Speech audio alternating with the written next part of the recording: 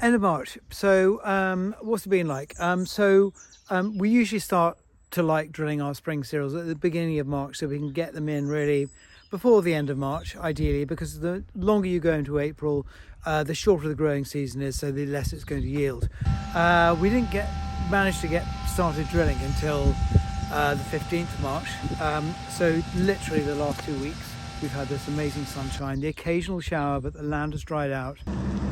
Well, welcome back to Shimpling Park Farm this March.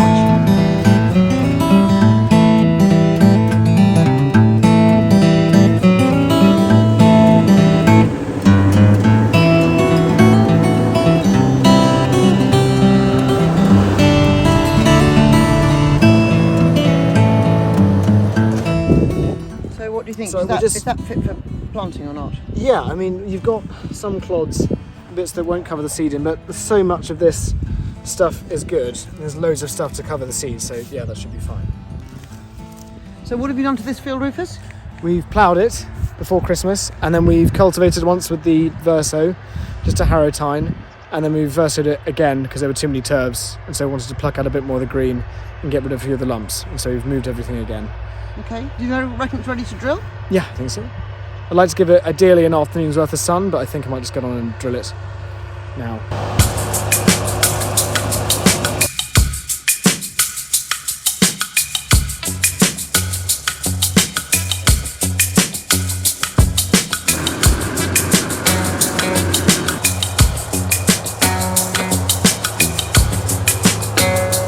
And while they drill on into the night, we celebrated the spring equinox with a pop-up visit from the Suffolk Hotel in Aldeburgh. Their chefs come to meet the shepherd, cook our lamb and celebrate the changing seasons with us. This is becoming a fabulous tradition. So these are the hogget legs that we're going to be serving tonight. So this is a shawarma spice mix that we're going to be serving with all our beautiful flatbreads, hummus and salads. It's going to be delicious. See you to celebrate the summer on the 13th of June. Sorry, 4.7 days of drilling left, which if we start in one go will be finished before Easter Sunday, but we don't, well, that's the plan. Yeah. How's it been? How's March been? Well, Rufus has made me work on a tractor and I got dirty the other day, so that's just mud. So I'm doing some field work, but I'm really enjoying it. It means that everything else is slightly falling behind. But I'm just loving being on a tractor, and yeah, it's just great getting the crops in the ground.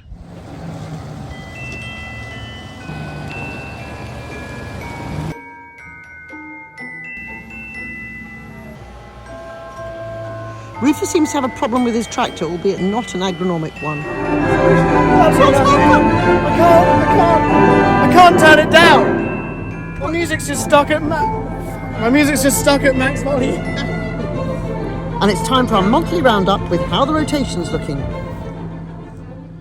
We had some sunshine, we've had a little bit of rain, so everything's just been growing. So it's more of the same. The clover's doing well, the plantain you can see is growing well, the roots are going down into the soil, and it's doing what it should do, which is condition the soil, which is great. Are you happy with it? Am I happy with it? The clover could be a bit thinner, thicker in here, I suppose, but apart from that, yes, there's a good cover. I think in the middle of spring, early summer, it will look magnificent. Okay, and what's the next stop?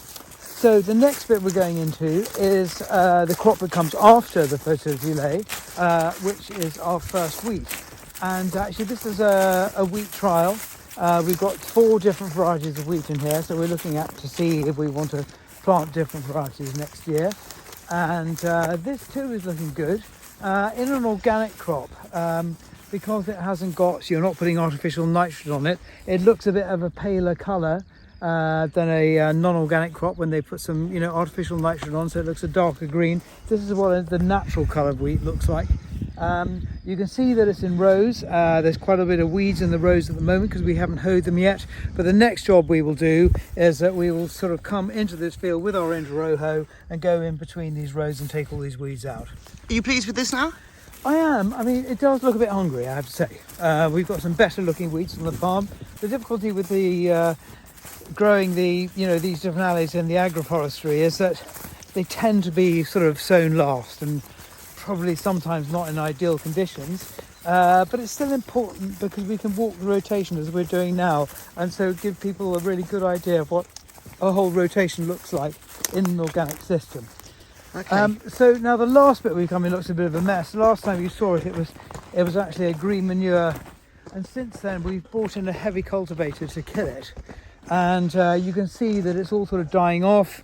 The manure and the grasses are going a little bit of a pale green colour, and tomorrow we're going to come in with the cultivator, cultivate it 3 times because it's now turned quite dry, to turn it into a seedbed, and then we'll sow it with our spring barley. So this is the next crop in the rotation, which is really a fertility building crop. So it's beans, a legume, and it's grown with the wheat. And if you remember last time, there was lots of chocolate spot in the bottom of the leaves, and there still is, actually, to be quite honest.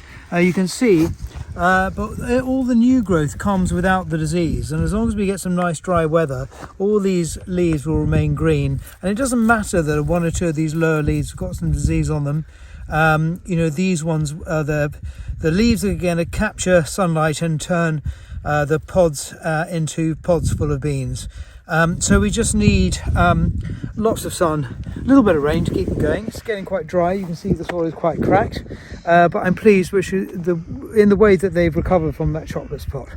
And then finally, on the last bit of the rotation, we have our spring oats. And if you remember last time we came here, this was a ploughed field, and now it's been sown. So we've turned that plough into a seed bed. You can see it's a little bit, we haven't rolled it. We don't roll most of our spring crops because we want to work with a bit of tilth when we come with our weeders, because it helps sort of bury the weeds. And so I'm very happy to leave this unrolled, but it's been drilled with oats. We've had some rain on them now, and so they will have chitted and they'll be coming through. And next time you'll see little rows of oats all the way down this alley. Here we go. There you go. There they are. And has it chitted? Yes, it has. There you go. Put him back. Breakfast cereals, here we come.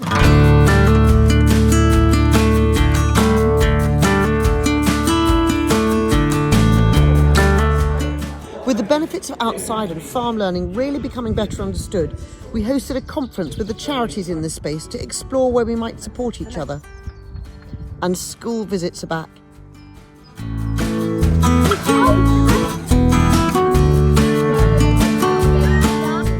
Emily's sheepdog Dot has had the most adorable puppies that have the most amazing instinct with the sheep already.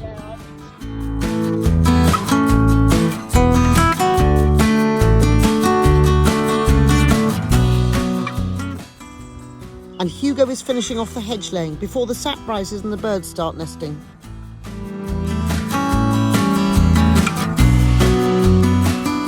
Do you want to learn how to bind the tops? It's very easy, but Yeah, it's very gratifying. You poke it in under Yep. all these other ones, and then it mysteriously then comes up on the top of these ones. Okay.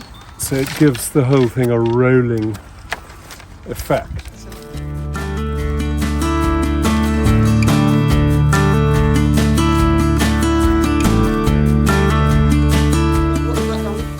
Hundy P, 100%. 100% Shimpling Farm brioche. Ready for Sudbury Market. Ready for Sudders. What are you eating? I'm eating my own harvested heritage wheat, milled by Dominic at the farm. Yeah, completely homemade sandwich, apart from the cheese and the butter, because we've yet to get a cow.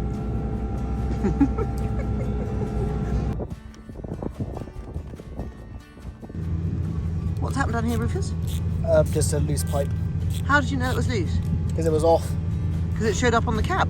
No, because it came off. 2.42. Rufus, how long does it take between fields? It is, well, that one was 13 minutes because I had to change that pipe. But between this, I'm not going to fold up and pack up. So about 10 minutes.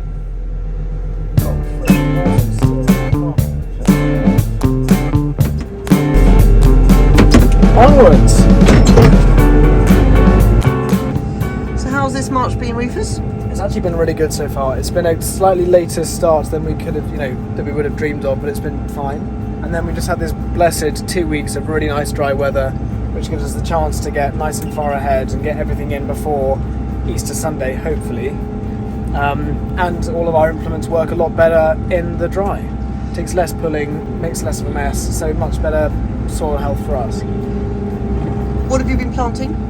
Finished off the spring oats, which will go on to be more and more flapjacks, or porridge for white oats, and then now I'm doing our spring barley, which will likely go into hopefully go into the European market to be beer.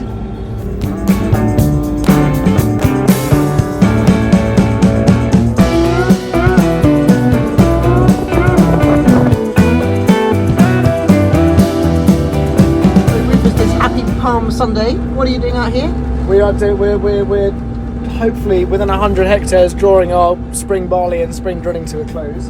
And what are the others doing out I'm here? I'm on our fast track and drill. John Pawsey's on the Spine Shatterer 185, and Peter Rex is on the other fast track pulling a Verso cultivator as well. You're all over here at the same time. Yeah, the end is in sight, and having three of us is good fun if nothing else.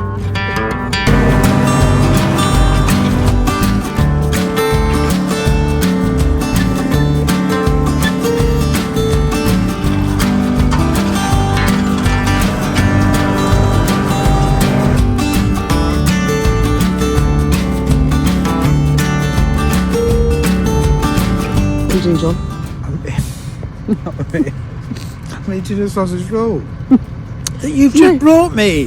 What are you doing on the field? Well, I'm cultivating with the oldest tractor on the farm. It's done 10,000 hours and still going strong. I get that tractor, of course, not a nice new JCB, but I love it, and I'm just helping get the drilling done so we can take Easter off. And do you think you'll get it done in time? I really hope so. I mean, there's showers around, but it's so dry now that all the soil can take a bit of rain. So I'm feeling very hopeful. Whereas, about 10 days ago, I thought maybe we wouldn't, but looks like we are, which is great. We had a lot of stuff to do, and we've got it done. The team have worked unbelievably hard, and we're really looking forward to taking Easter off. Thank you so much for joining us, and see you next month.